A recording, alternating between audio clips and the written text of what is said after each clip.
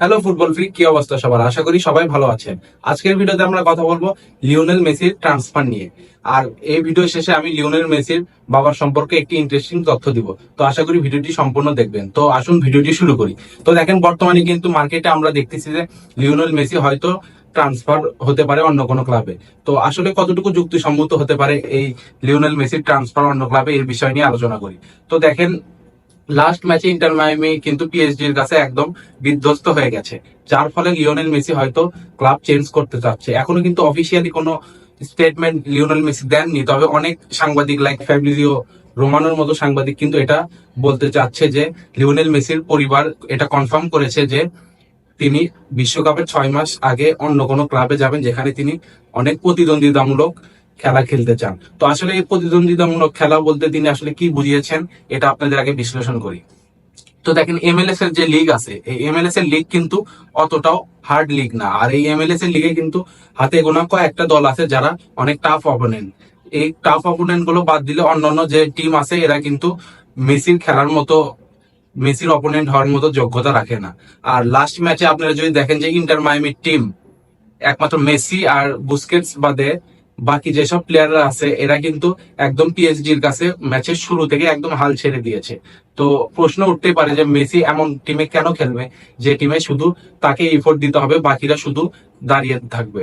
তো এই জন্য হয়তো মেসি ক্লাব চেঞ্জ করলে করতেও পারে। তো কয়েকটি নাম আছে ক্লাবের যারা মেসিকে বর্তমানে নিতে চাচ্ছে। এর ভিতর নেপোলি আছে, সিরিয়া থেকে এই নেপোলির লিঙ্ক কিন্তু মেসির এর আগেও ছিল, অর্থাৎ আজ থেকে 2-4 বছর আগেও নেপোলির সাথে একটি মেসির ডিল হওয়ার কথা ছিল, যদিও সেটা হয়নি।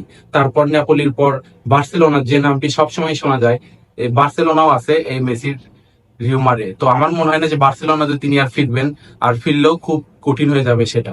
কেননা বার্সেলোনা বর্তমানে কিন্তু নিকো উইলিয়ামসকেই এখনো কিনতে পারলো না, এবং নিকো উইলিয়ামস ডিলও কিন্তু কলাপস হয়ে যাচ্ছে এই টাকার জন্য। তো আমার মনে হয় না যে বার্সেলোনাতে আর মেসি যাবে, কিংবা মেসি আমার মনে হয় না নিজেও চান না যে বর্তমানে তিনি বার্সাতে যাবে।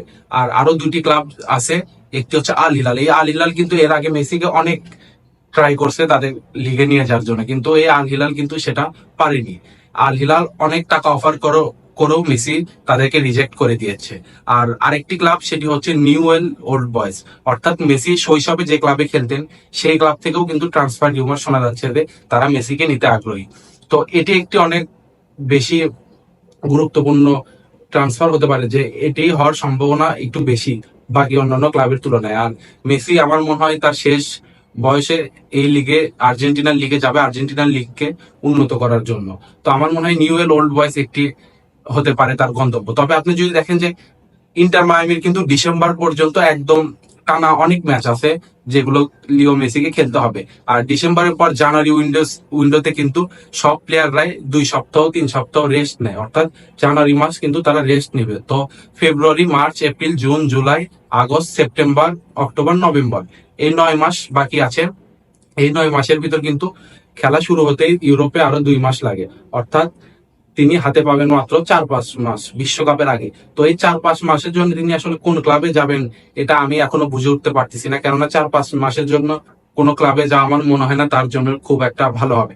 তবে as a Leo Messi fan আমি অবশ্যই চাই যে মেসি ইন্টার মায়ামি ছাড়ুক, কেননা এই ইন্টার মায়ামিতে থাকলে তাকে অনেক উপহাসের শিকার হতে হবে আমার মনে হয়।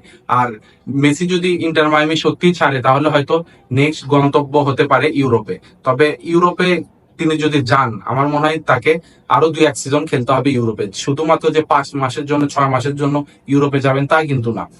আমার মনে হয় মেসিকে এখন ইন্টার মায়ামিতে থাকা উচিত, কেননা 2026 বিশ্বকাপে যেহেতু আমেরিকাতেই হবে, ইন্টার মায়ামিতে থাকলে সেই মাঠগুলোর সাথে তিনি অনেক পরিচিত থাকবেন। এবং আমেরিকার যে ওয়েদার, এই ওয়েদার নিয়ে কিন্তু এবার ফিফা ক্লাব ওয়ার্ল্ড কাপে অনেকেই অনেক অভিযোগ দিয়েছে। তো আমার মনে হয় যে এই ওয়েদারে যদি তিনি মানিয়ে নিতে পারেন লিওনেল মেসি, এটিও একটি ভালো দিক হবে 2026 বিশ্বকাপের জন্য। তবে আপনারা যারা লিও মেসি ফ্যান আছেন, আমি জানি আপনারা সবাই চান যে লিও মেসি অন্য কোনো ক্লাবে যাক। তো আমিও একজন লিও মেসি ফ্যান হিসাবে চাই তিনি কোনো অন্য ক্লাবে যাক। তবে বাস্তবতার দিক দিয়ে যদি আপনি চিন্তা করেন, তাহলে আমার মনে হয় এই 5-6 মাসের জন্য অন্য ক্লাবে না যেয়ে ইন্টার মায়ামিতে তার থাকা উচিত। আর আমি আপনাদের ভিডিও ফার্স্টে বলছিলাম যে আপনাদেরকে লিও মেসির বাবা সম্পর্কে একটি ইন্টারেস্টিং তথ্য দিব। তো আসুন এখন সেটা বলি। দেখেন, লিওনেল মেসি হওয়ার যে জার্নিতে কিন্তু তার বাবার অনেক হাত আছে। আর লিওনেল মেসির বাবা কিন্তু একজন জিনিয়াস একজন মানুষ। তিনি কিন্তু মেসির সব ডিল থেকে শুরু করে সবকিছু তিনিই দেখেন। আর তিনি এটাও এটাও শিওরিটি দেন যে কোন ক্লাবে গেলে, কোথায় খেললে, কোন ব্র্যান্ডের সাথে ডিল করলে তার ভালো হবে।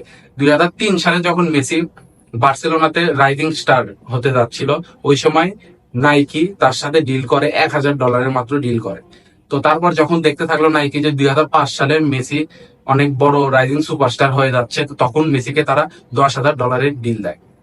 তো ওই সময় লিওনেল মেসির বাবা নাইকিকে একদিন ইমেল করেন যে তার কিছু ট্র্যাক স্যুট দরকার, অর্থাৎ তার জন্য এবং তার পরিবারের জন্য কিছু নাইকির ট্র্যাক স্যুট দরকার, কিন্তু সেটি নাইকির কোনো রেসপন্স করে না।